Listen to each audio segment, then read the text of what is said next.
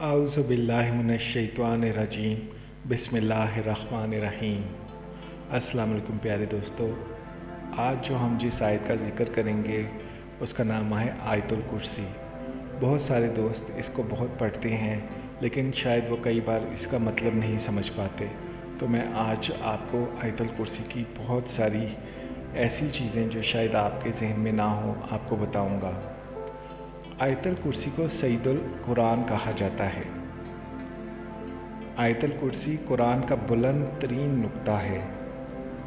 رسول خدا آیت الکرسی کی تلاوت کے وقت مسکراتے رہتے تھے۔ ماشاءاللہ، آپ یہاں سے اندازہ کر لیجئے اس آیت کا کہ جو حضور صلی اللہ علیہ وسلم کی لبوں پر بھی مسکراہٹ لے آتے تھے کہ وہ یہ جانتے تھے کہ یہ کتنی خوبصورت آیت ہے۔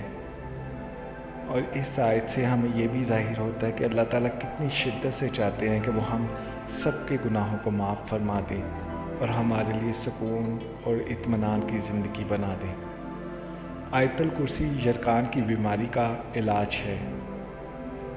اگر کسی کو یرقان ہو جائے تو وہ آیت الکرسی برابر پڑھیں، اس کو دم کریں، اللہ تعالیٰ اسے صحت یاب کریں گے، آمین۔ اس کی 70 بار تلاوت معالج کی دوا کو ختم کر دیتی ہے، یعنی اگر آپ بہت بیمار ہو جائیں تو 70 بار آیت الکرسی کی تلاوت کریں، انشاءاللہ تعالیٰ اللہ تعالیٰ آپ کے لیے راحت پیدا کرے گا اور آپ کو معالج سے دور رکھنے کا مطلب آپ کی سب بیماریوں کو ختم فرما دے گا۔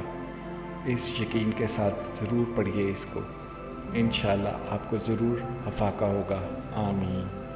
گھر سے باہر نکلتے وقت آیت الکرسی کا پڑھنا مقاصد میں کامیاب کرے گا۔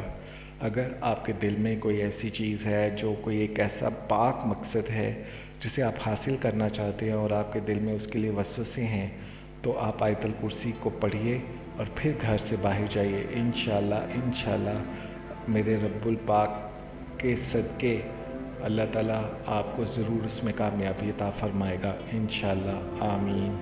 جس گھر میں اسے پڑھا جائے گا شیطان 3 روز تک اس گھر کے قریب بھی نہ آئے گا، یعنی جس گھر میں اسے پڑھا جائے 3 روز تک اس گھر میں شیطان نہیں آئے گا۔ اس کا مطلب آپ کے گھر میں پریشانی، لڑائیاں اور وہ الجھنیں جو آپ کی قسمت میں نہیں لکھی وہ نہیں ہوں گی۔